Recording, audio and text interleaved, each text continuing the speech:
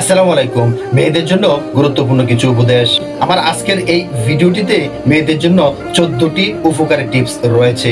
তার মধ্যে 1 নম্বরে হচ্ছে মেয়েরা শরীরের কাপড় চেঞ্জ করার সময় অবশ্যই বিসমিল্লাহ বলে নেবে, না হলে আশেপাশে থাকা ফেরেশতারা লজ্জা পেয়ে চলে যাবে এবং দুষ্ট জিনেরা আপনার সব দেখে ফেলবে। আপনি যখন ওয়াশরুমে যাবেন অবশ্যই যাওয়ার আগে দোয়া পড়ে নেবেন, তাহলে আল্লাহ সুবহানাহু তাআলা আপনার এবং জিনের মধ্যে একটা পর্দা তৈরি করে দেবে।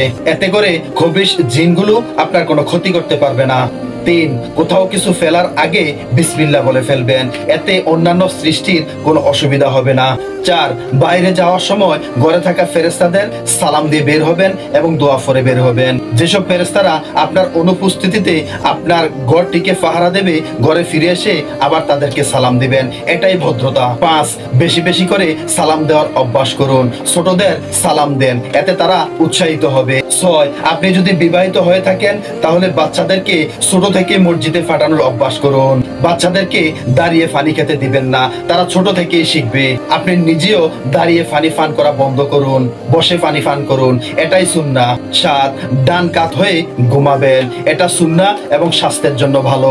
ঘুমের আগে অবশ্যই 3 কুল পরে ঘুমাবেন, এটা আপনাকে সারা রাত বদ মানুষ এবং দুষ্ট জিন থেকে হেফাজত করবে ইনশাআল্লাহ।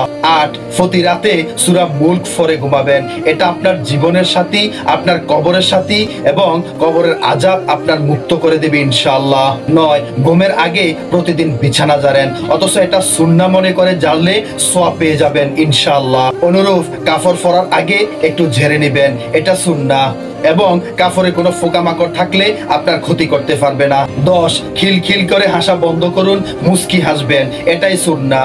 11, রাতে ঘুমানোর আগে আয়াতুল কুরসি পড়বেন, এতে করে শয়তান আপনার নিকট আসতে পারবে না এবং 33 বার সুবহানাল্লাহ, 33 বার আলহামদুলিল্লাহ, 34 বার আল্লাহু আকবার পড়ে ঘুমাবেন। 12, রাতে ওযু করে ঘুমাবেন, এতে ফেরেশতারা সারা রাত আপনার জন্য দোয়া করতে থাকবে। 13, ঘুমানোর আগে সবাইকে মাফ করে দিয়ে এবং আপনি নিজেও আল্লাহর কাছে মাপ চেয়ে ঘুমাবেন। 14, রাতে ঘুমানোর আগে তাহাজ্জুদ নামাজ পড়ার নিয়ত করে ঘুমাবেন। আপনি যদি ঘুমের কারণে তাহাজ্জুদ নামাজ পড়তে না পারেন তাহলেও আপনি সওয়াব পেয়ে যাবেন ইনশাআল্লাহ। এই ভিডিওটি যদিও মহিলাদের জন্য স্পেশাল, ইচ্ছে করলে এই ভিডিওর উপদেশগুলো প্রত্যেক পুরুষও পালন করতে পারে, এতে কোনো বাধা নেই, কোনো নিষেধও নেই। আল্লাহ তাআলা আমাদের সবাইকে বোঝার তৌফিক দিক এবং আমাদের সবাইকে এই উপদেশগুলো মানার তৌফিক দিক।